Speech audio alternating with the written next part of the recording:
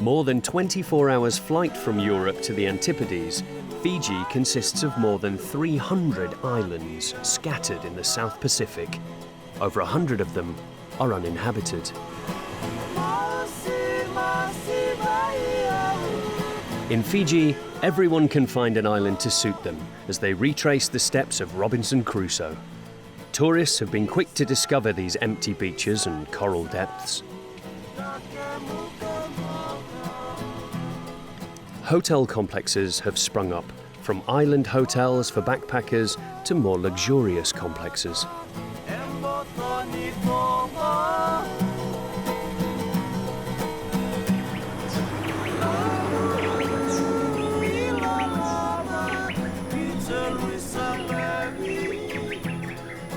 But Fiji has a lot more to offer than beaches and palm trees. We're on the south coast of the main island. Like many Fijians, Manasa, age 55, earns his living from tourism. He's a diving instructor, but his speciality is unusual. Manasa feeds sharks for the entertainment of tourists. Bula. Bula. Okay. My name is Manasa. You can call me Papa. Right?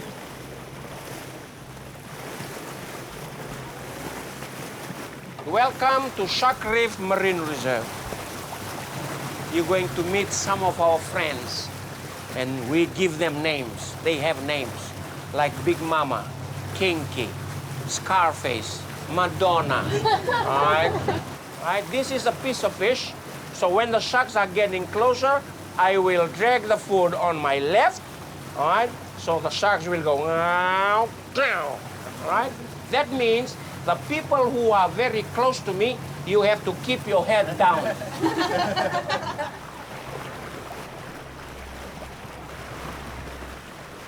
The dive takes place in the lagoon of Bekwa Island. Manasa has been feeding the sharks for 12 years, but he still takes precautions. So stainless steel metal gloves, just to protect my hand. You know, sharks got a very bad eye. Doesn't have a very good vision. Manasa feels no particular unease, and neither do the other shark feeders, like Rusi. Okay, everybody's ready? They're all originally from Becker Island. Before the arrival of Christianity, its inhabitants worshipped the shark god and made a pact with him. What we believe from many, many years, my great-grandfather, my father, me, and goes to my son, and on, that sharks will protect us. Anywhere in the world, that including Fiji sharks and all the sharks.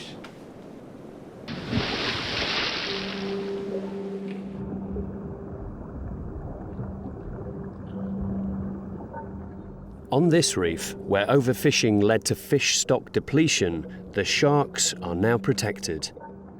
After the small sharks, usually found on the reef, blacktip reef sharks and silvertip sharks, in the deeper water are the much more impressive bull sharks, which is what the tourists have come to see.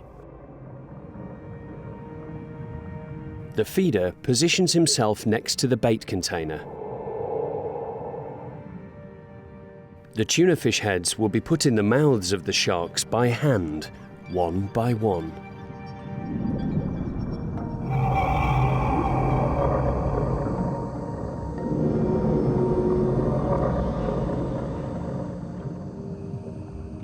Three meters of muscle, and yet it's the feeder who controls the situation. If the sharks become agitated, Manasa and Rusi put the food away. This finely tuned spectacle could nearly make you forget that these are wild and potentially very dangerous animals.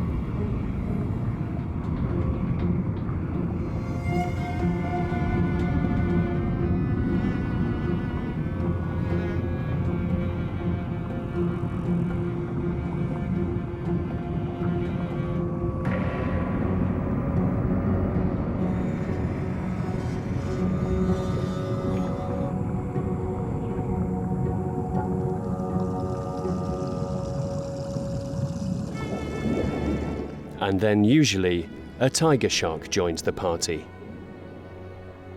A 5-meter-long female called Scarface because of the scars on her nose. She's curious, but not aggressive.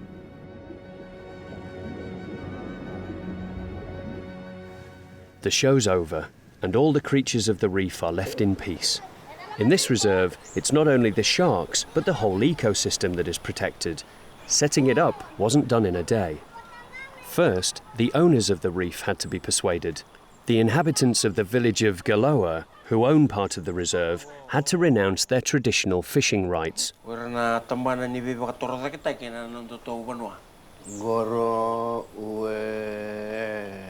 Manasseh's role is also to continue to maintain good relations with the village communities. The protocol is very strict in Fiji. Everything starts with a sevu-sevu, an exchange of gifts.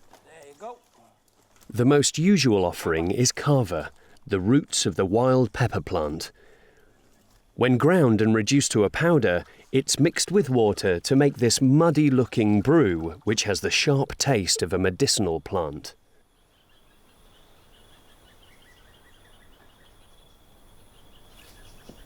This ritual drink first makes your tongue and lips go slightly numb. After several cups, the real effect can be felt. Bula. Relaxation and an anxiolytic effect.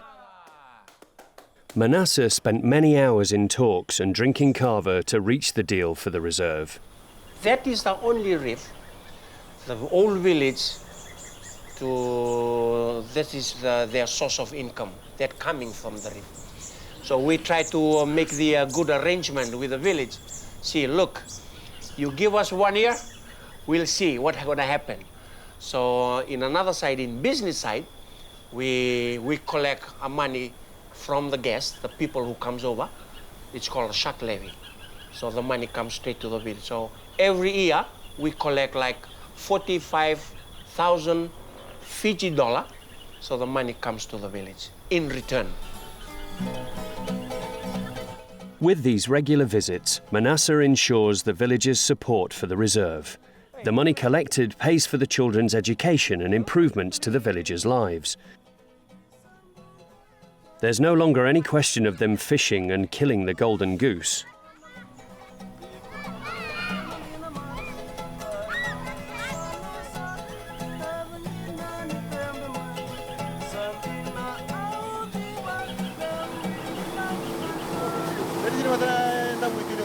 We're on the northeastern coast of the main island, far from the usual tourist routes. It's not sharks we've come here to see. J. Bao's friends are much more friendly.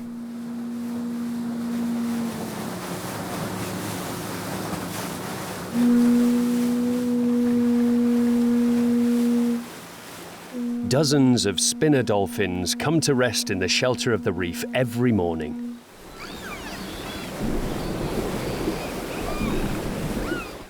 One of my previous trip to Australia, and I saw people going and watch the dolphin at Sorrento Bay in Melbourne. And then I come back with the idea, oh, I have these dolphins at home just 15 minutes away from the shore. I should start something like this back at home. So come and try to utilize those natural resources that we have to generate income. Dolphin watching is the main attraction that Jay offers to tourists. For the last 5 years, he has welcomed visitors to his native village of Narrator, a small hamlet with 300 inhabitants. They earn their living from fishing and farming.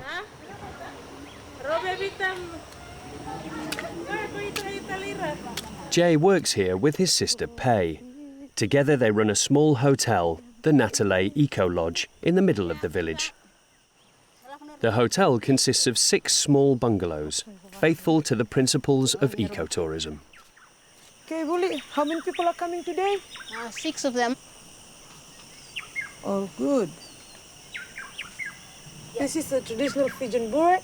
This is the coconut leaves, been weaved together and put up as the ceiling of the house.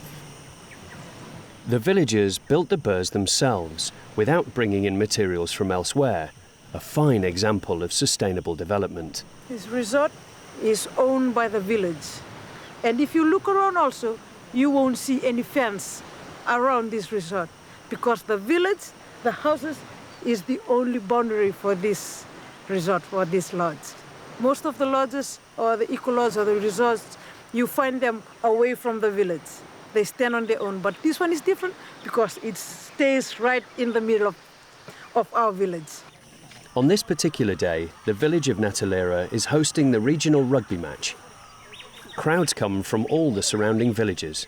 In Fiji, it's entertainment for all the family, and as a sign of its importance, the village's main square is a rugby pitch. Hey, how's your team going? Rugby, in particular seven-a-side rugby, is almost a religion for true Fijians.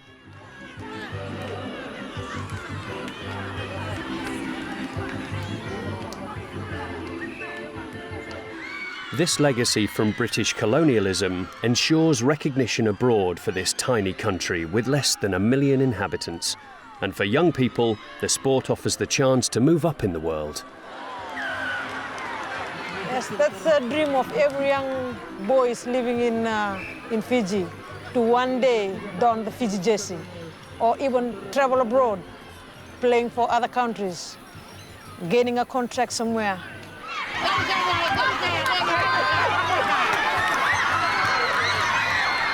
The local team, the Dolphins, has just scored a try and the whole village is jubilant. When night falls, the match is over, but the party carries on in the village.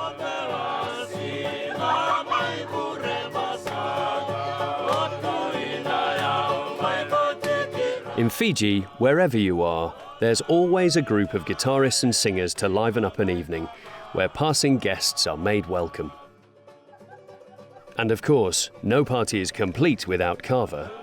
Lots of kava.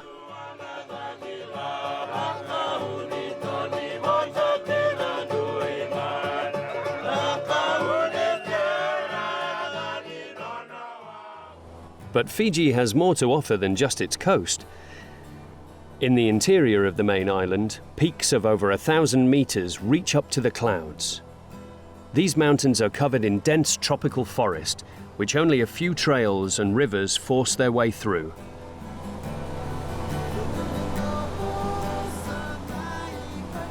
The Luva and the Navua have always been communication routes for the Fijians. Today, they're also an adventure playground for tourists who paddle down them in kayaks and rafts.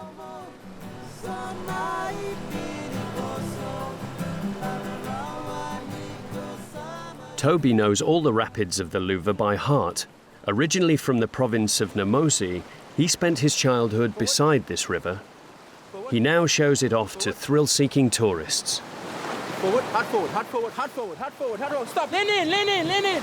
Second. So just remember, in the olden days, before the road was being constructed, just imagine how they controlled their bilimbili or bamboo raft down this river. Forward.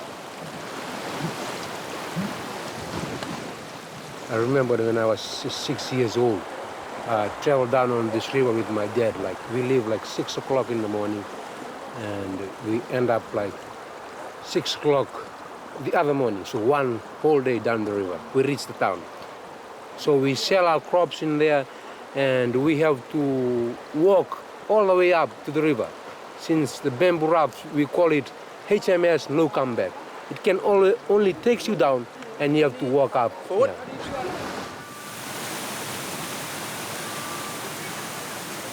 In the course of centuries of erosion, the water has carved its way through the black basalt rock.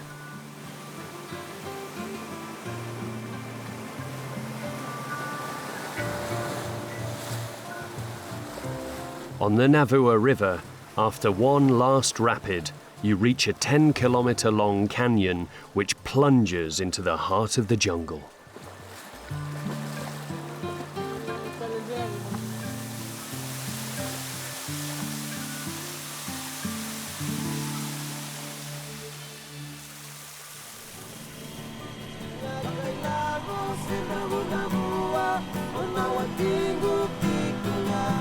These mountains are the water towers of the main island of Viti Levu.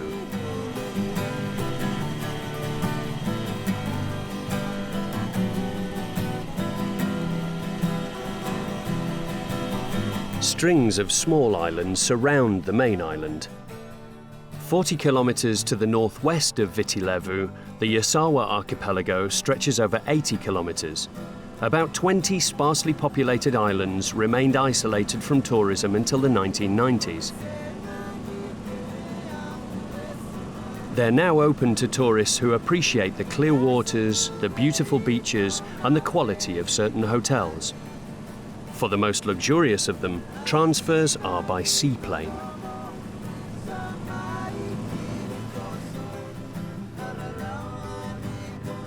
That's the way the clients of Turtle Island reach their privileged holiday destination, an island of 2 square kilometers just for them. Turtle Island only has 14 small luxury villages which melt into the vegetation on the edge of the lagoon. During the whole of their stay, each couple is pampered by a mama, a sort of private butler.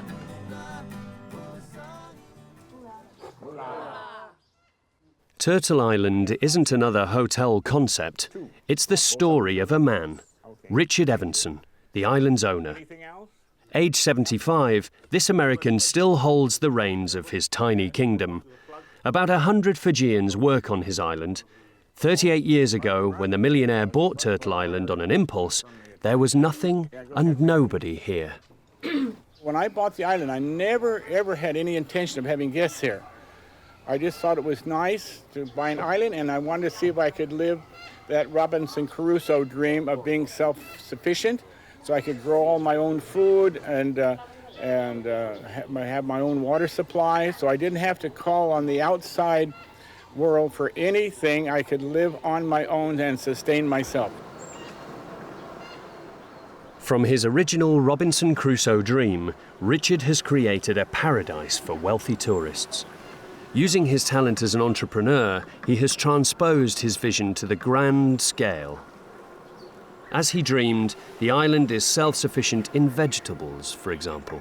Oh, Steve, you got something there from the garden?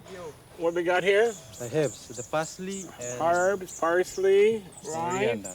Tomatoes coming in, Chinese cabbage coming in, and we also have some corn. Now this corn is very, very nice, yeah. Let me just take a bite of it here. Oh, okay, I'll just take a bite here. Fantastic. Very, very nice corn. With 6 gardeners for the 2-hectare kitchen garden, Richard Evanson had a great vision.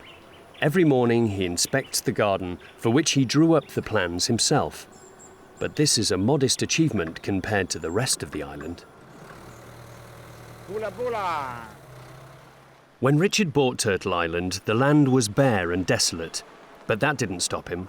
He started a program of works that was Herculean in scale. Every time I go around here and see how much my trees have grown, because I've planted almost 1 million trees. About 300,000 of them died, so 700,000 of my trees are living. For example, off the left here, I got 1,100 mahogany trees. Now they're almost 30 feet high. And coming up here is the largest tree on the island. The tree is called Samanea saman, which in Hawaii is called monkey pod. And as we get these trees growing up, I see more birds coming on the island. So ecologically, the trees are balancing the island. You protect the soil, you protect the erosion, providing a much more pleasant atmosphere and environment to live in. When a client pointed out that his island lacked flowers, Richard was annoyed and immediately decided to plant 4,000 hibiscuses.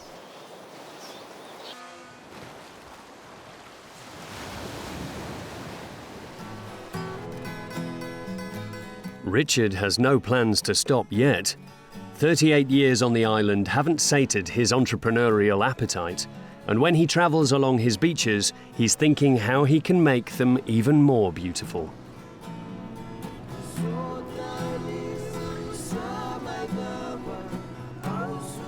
The Yasawa Islands aren't only for the privileged few. Some tourists choose to explore the archipelago by getting much closer to nature, in a kayak.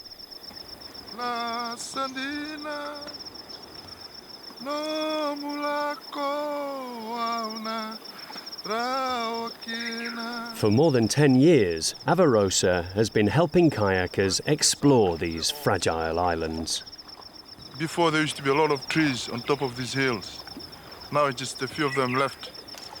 So what normally happens when the cyclones or the hurricanes come through, they breaks all these trees up, and after that when they're dry and the big fire comes across and it got burnt.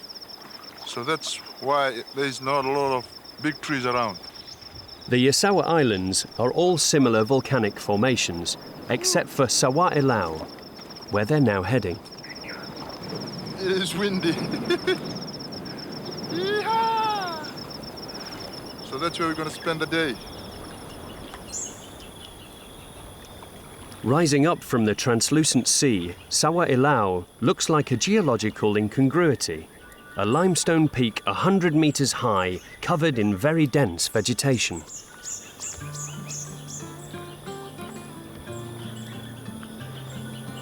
Strange forms with sharp contours greet visitors who land here.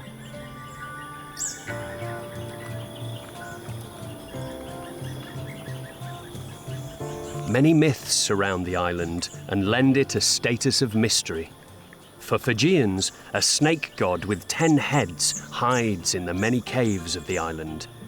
Only 2 of them are accessible to tourists.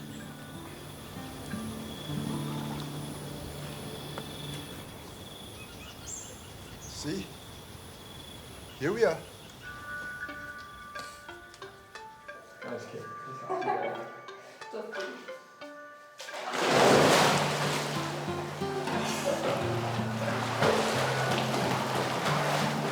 But the tourists don't really come to gather in the alleged home of the snake god. The visit is mainly a chance for an exceptional swim, limpid seawater and a 15-meter high chamber that opens into the jungle.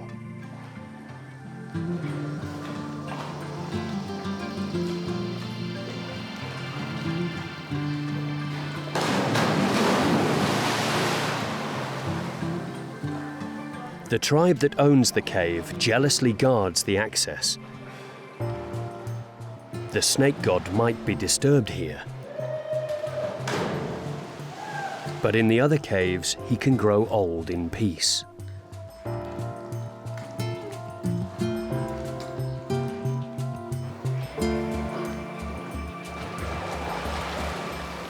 At the end of the day, the kayakers reach the deserted island of Vatuliwa. Avarosa organises the camp.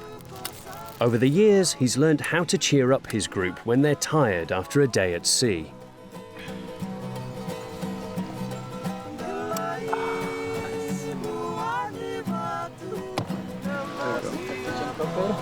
It's Fijian rum. Rum and coconut.